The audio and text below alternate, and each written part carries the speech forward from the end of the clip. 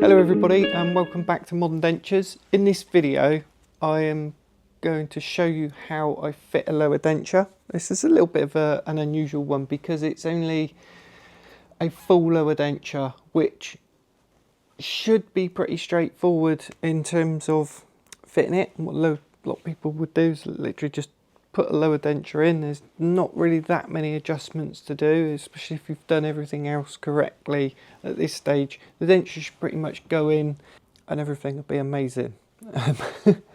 But as you probably know, if you've made many lower dentures before, especially full lower dentures, they don't always go to plan. It can be a little bit tricky keeping them in situ.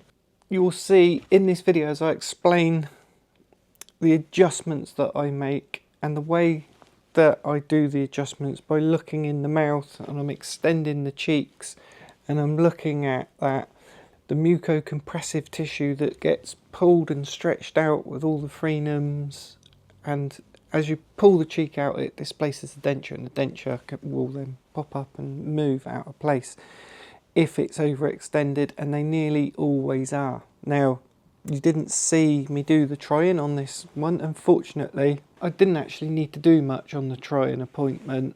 I just reduced some of the flanges down. The bite was really good, so I didn't need to change that. It just went really well. So it would have made a great video anyway. It was just me putting it in and saying that looks good, showing the patient, she was happy, and then I just went straight to a fit, which is what this video is all about. And it's about how to reduce the adjustments, and I've done a video on this before about the adjustments, making sure the denture is not overextended, and this is a classic case of how a denture, even after at the trying stage when I'd reduced the wax down, it was still slightly overextended by the time it was finished. Now that's better. It's better to be slightly overextended than slightly underextended, because you can always reduce the acrylic back to exactly where you want it.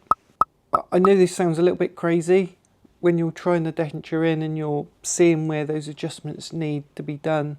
I think a lot of people that are fitting dentures are not actually looking, because I see so many dentures that are grossly overextended, and the patients with those dentures are coming into me and they say things, they just cannot wear them, they're uncomfortable, they're painful, they move about. When I have a little look to see what the issue is, it's not so much that the bite's wrong or the fit of the denture's wrong as such. It's usually always overextensions. It's not always the case. Actually, it's not always the case. But I would say probably the majority of dentures that are problematic is because of overextensions, and so you can fix a lot of problems just by reducing those extensions. But the trouble is with overextensions is where it's tooth placement is when quite often if the teeth are placed in the wrong position, it makes it very, very difficult to reduce those extensions. One of the things I see is that the teeth, when they're placed off of the ridge, usually too far forward or too buccally or too labelly. You've got to know where to trim the dentures back without trimming the teeth off, and so those sort of situations, there's no amount of adjustments are gonna correct them if the teeth are in the wrong position. But in this situation, the teeth are in a perfect position, the extensions are a little bit overextended, the technicians finish the denture with a bit too much bulk to them, especially in the tongue area. You want that as thin as possible, but without it being too thin, it's going to make the denture fragile. And so just reduce the size of the denture down a little bit, polish it. I think it's going to be very successful. And the follow-up video to this video will be the patient when she comes back, and we'll see how many adjustments we need to do and what those adjustments will be. It'll be an interesting one. I don't think that there's going to be too many adjustments.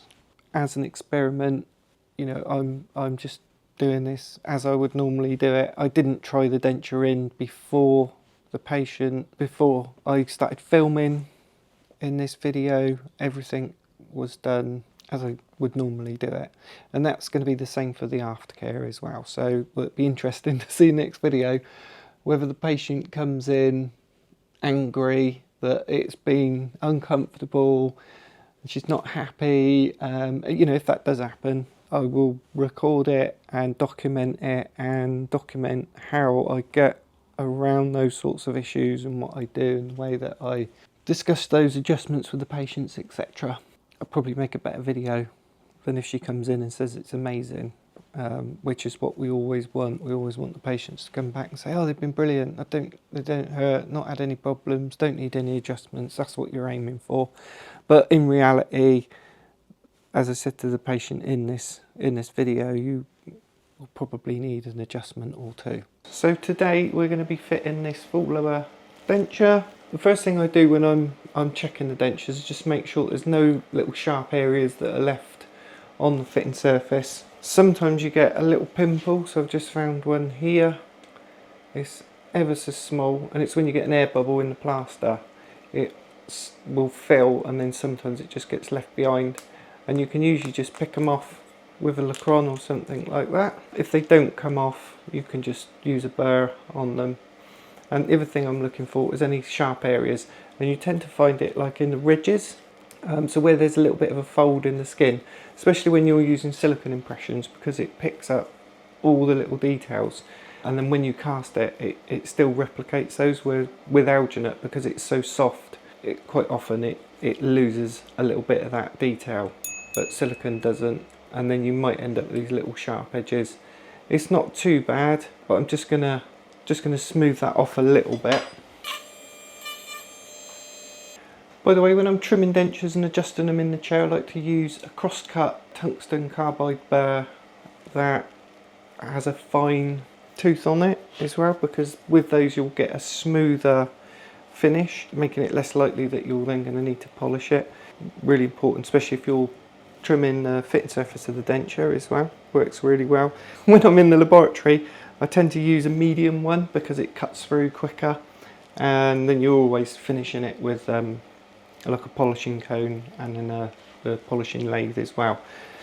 But in the clinic, if you're just doing minor adjustments, the finer one's much better.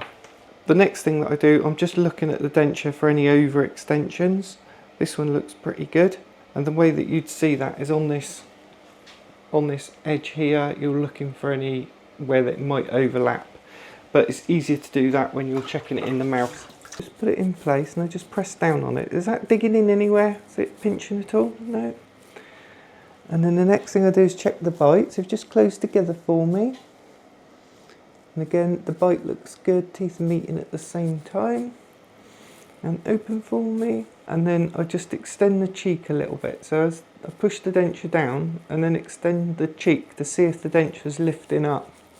Because if it does lift up, that's where we're getting those overextensions. And I can see this side, it's lifting up quite a lot.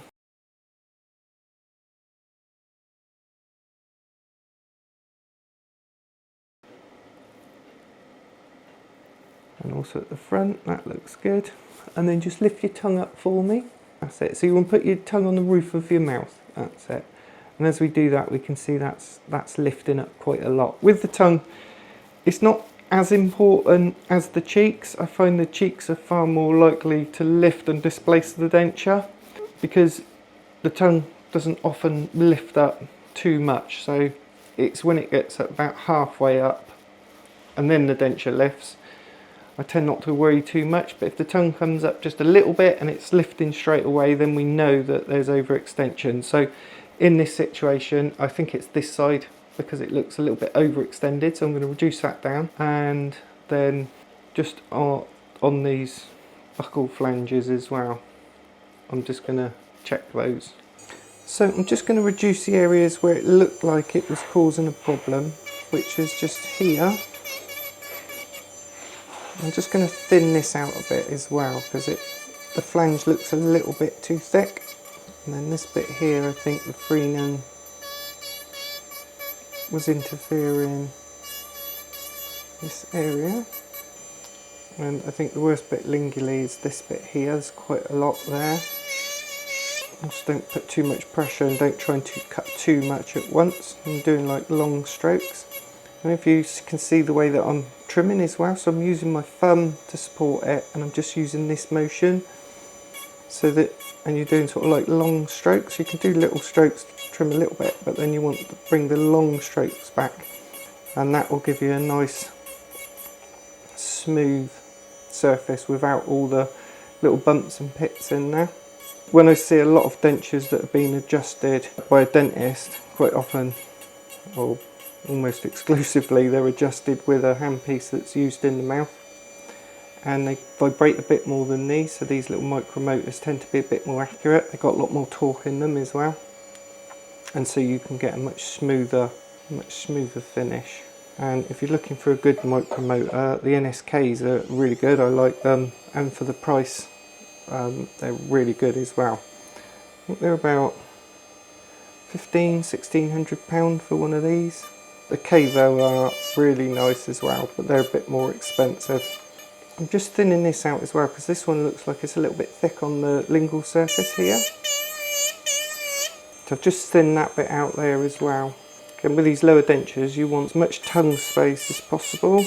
And a lot of this is just down to experience. What you do when you're learning, is you'd remove a little bit, check it, and then just keep checking it. Take a little bit off, check it again, take a little bit off, check it again. Keep doing that until you get to a good point where the denture's stable. And this will really help reduce the amount of adjustments that you have later on. Now this is quite messy, so always put down a bib. Just makes it easier once you've made the mess to just fold it all up, dispose of it a lot quicker and easier. So just going to pop this back in and check it again. That's good. There's a little tiny bit there, but not too bad. That's definitely clear at the front. Just lift your tongue a little bit for me. It's still lifting a little bit there, but not straight away. When the tongue's up a little bit, it's still seating nicely, so I think that's enough. When you're closing together, does it feel like there's an even pressure both sides? A little bit more. A little bit more on that side. And if you click your teeth like that, are they meeting at the same time on both sides, or is one side touching before the other? If you can't tell, it's probably at the same time. Okay, so if you just click on that for me, click together, that's it, where you can feel it. So again, sort of click teeth, like that's it. And then just grind your teeth slightly side to side, that's it. And then open. Yeah, and same again. And so the marks that we've got on the teeth, we adjust them, but ever so slightly. Lightly take off those little blue where it's touching.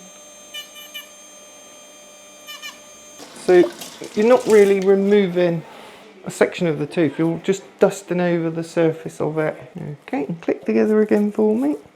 That's it. So sometimes I will just do the clicking, and sometimes I'll do the grinding, sometimes I'll do both, and it just depends on what's showing up. When it's grinding side to side, what you'll usually see is one big mark where it's hitting on a certain cusp, and then you're reducing that cusp down. But what you're looking for is an even sort of spread of marks across the teeth, but you can't get that when you're doing the grinding motion. I'll just do another little adjustment on this. So after I take it out, I always just dip it in disinfectant before I trim, and then after I've trimmed, I just dip it in disinfection again and then just rinse it off. And I wouldn't normally do it here, I'd normally do it over there, but for the sake of doing the video, so rinse that off and pop it in again. Typically I do it about 3 times. Check it again. So again, if you just click together for me. The other thing that you can do is take the opposing model, just put it into occlusion so you can see where those teeth are touching. Sometimes it helps. And the reason I'm doing that is because I'm not getting contact on this one tooth here, which means these ones are a little bit heavy on this side. Now the other thing to note is that it's important that you don't overdo the spot checking of the teeth at this stage, because the denture needs to be worn a little while for it to bed in.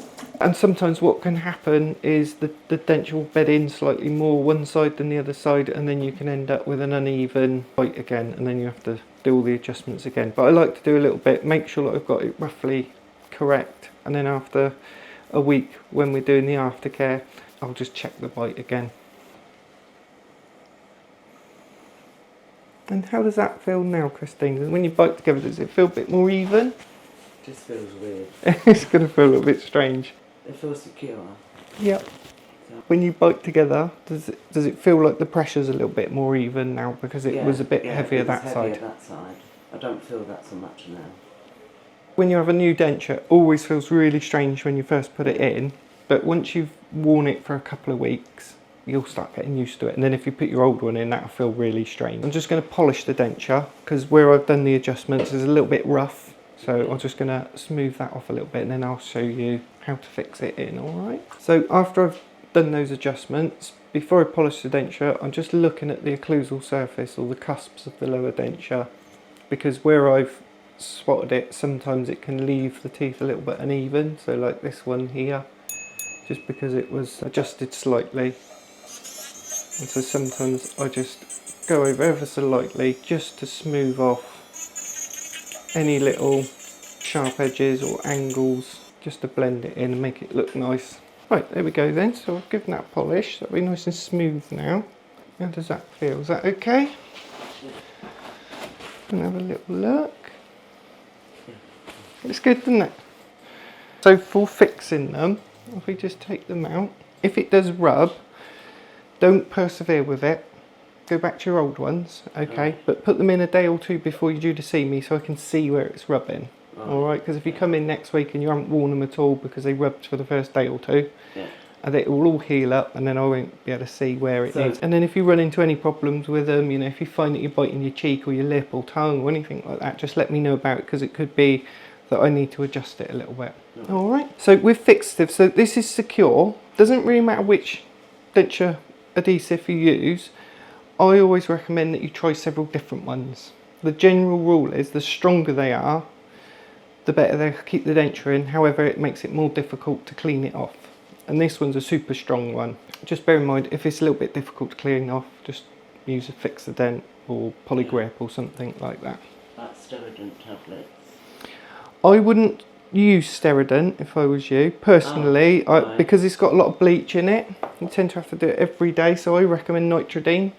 It's a bit more expensive, but you only have to do it once a week and only soak them for 10 minutes as well. So it's a little bit like that, and then you just dab it around, and then what you're trying to do is spread it out over the whole fitting surface. And before you put it in, just rinse it under the tap, and that will just help it activate. Now you might find that you don't need it, or you might, you know, if you're just using it during the day, you might not need to put the fixative in. Just see how you get on with it. You can sleep with them in if you want to. It's a little bit more tricky with lowers because they do tend to come loose. So you might wake up and they might be on your pillow. If you've got a couple of teeth there that was clipping onto, absolutely fine. But so what we're going to do, we've got some instructions for you. This is how to clean them, and it says all about brushing them twice a day, disinfecting them twice a week, and then descaling them twice a month. It explains all about the adjustments as well. You know, if it starts rubbing, what I've explained to you. If you've forgotten, it's all on there. We're giving you the construction models as well. Whenever you come back to see me, just bring the box of bits and pieces back with you, and then I've got everything that I need if I need to adjust them. Don't use toothpaste though, use denture cream. Because toothpaste has got an abrasive in it, so it's got like a pumice powder usually in it as an abrasive, and what that does, that scratches the plastic, so it's like sandpaper on it, and then all your plaque will stick to that, and then it will make them worse. This is the one, denture cream, that we stock here, but they're all pretty much the same. It'll make the dentures nice and shiny, and it won't scratch them. And if the dentures are shiny, the plaque won't stick to them, so it then makes it easier to keep them clean. Thank you for watching, everybody. Hope you found this video useful. I think we covered quite a bit on this topic of fitting a full lower denture.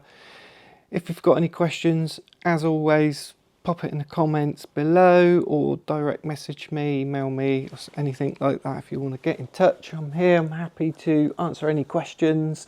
If you've got any requests for other videos, also feel free to do that. I know I've had a few requests recently for doing certain videos, and ironically this is one of the ones that was requested, which I was already planning on doing. I've done a previous video about reducing the amount of adjustments with dentures when you're fitting dentures, but that's more about the design of it, making sure they're not overextended, and I think this video has just been a follow-up from that, really explaining once the denture's made how to make sure that they're still not overextended and going to cause those problems. Thank you very much for watching again, and we will see you in the next one.